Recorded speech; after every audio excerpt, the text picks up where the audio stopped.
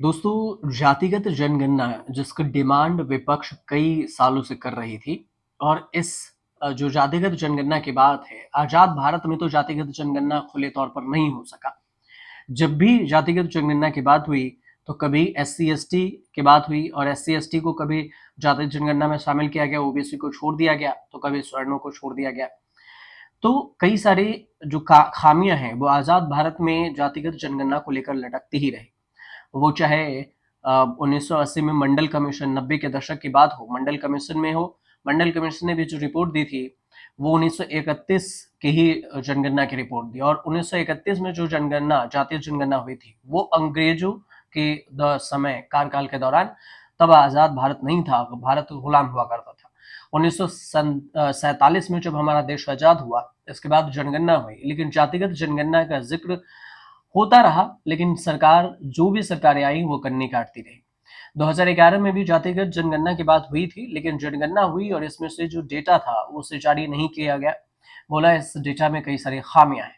लेकिन अब मोदी सरकार अचानक से 2025 में जातिगत जनगणना का ऐलान किए। इसके बाद सवाल ये उठा कि जातिगत जनगणना कराएगी कैसे, कब होगा, कितने दिनों में होगा और कैसे कराएगी मोदी सरकार। हालांकि जनगणना नहीं हुआ, जातीय जनगणना की बात हुई, लेकिन कांग्रेस इसे अपनी जीत बता रही है जरूर, क्योंकि इसे लेकर पार्टी के जो कार्य समिति है, कांग्रेस वर्किंग कमेटी सीडब्ल्यूसी की एक अहम बैठक हो रही है और इस अहम बैठक में ये भी जरूरी है कि कांग्रेस लंबे वक्त से जातिगत जनगणना कराने की मांग करती रही। राहुल गांधी भी इस बात का जिक्र करते रहे, वो संसद हो, लोकसभा चुनाव हो या फिर राज्यों के किसी विधानसभा चुनाव। अब जब मोदी सरकार ने इसका ऐलान कर दिया है, तो जरूरी यह है कि कांग्रेस पार्टी के आगे का रास्ता क्या होगा, क्योंकि विपक्ष के पास तो अब मुद्दा भी नहीं। तो कांग्रेस के में से जो जानकारी आई है कि जातिगत जनगणना कराए जाने की जो टाइमलाइन है, बजट है और आरक्षण है, उसको लेकर भी मांग की जा रही है। 50% जो आरक्षण की बात है, उसका भी जवाब अब विपक्ष चाहता है।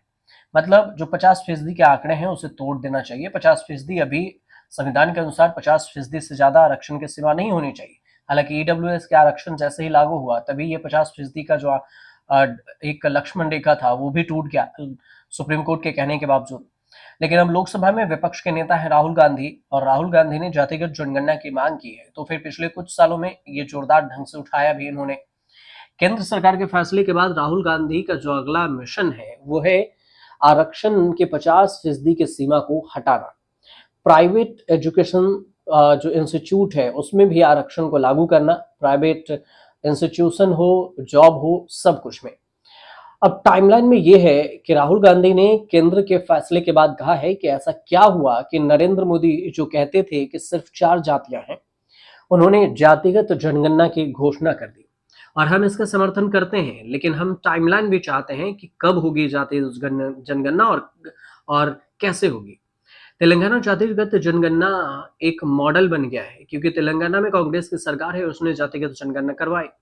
कांग्रेस लोगों को यह बताना चाहती है कि उसके दबाव के कारण ही सरकार ने इस मांग को स्वीकार किया है। लेकिन जातिगत जनगणना की मांग कांग्रेस के सामाजिक न्याय के एजेंडे का अहम बिंदु भी रही है।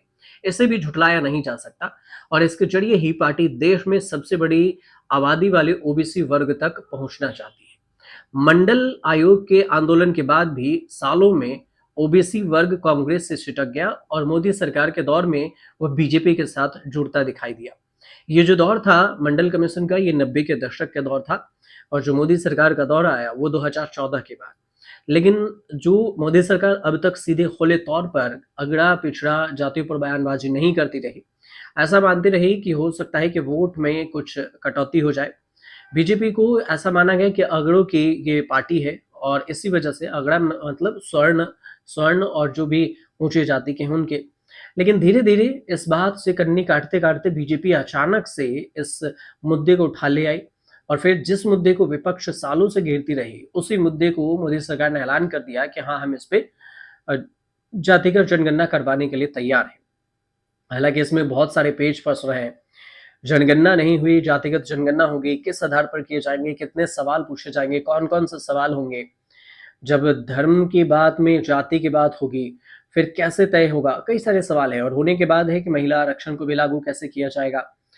तो इस सब पर धीरे-धीरे एक-एक करके इन सब सारी चीज़ों से पर्दा उठेगा। लेकिन जो राहुल गांधी का अगला मिशन है, वो ओबीसी में और जो आरक्षण की सीमा है 50% इसे पार करना।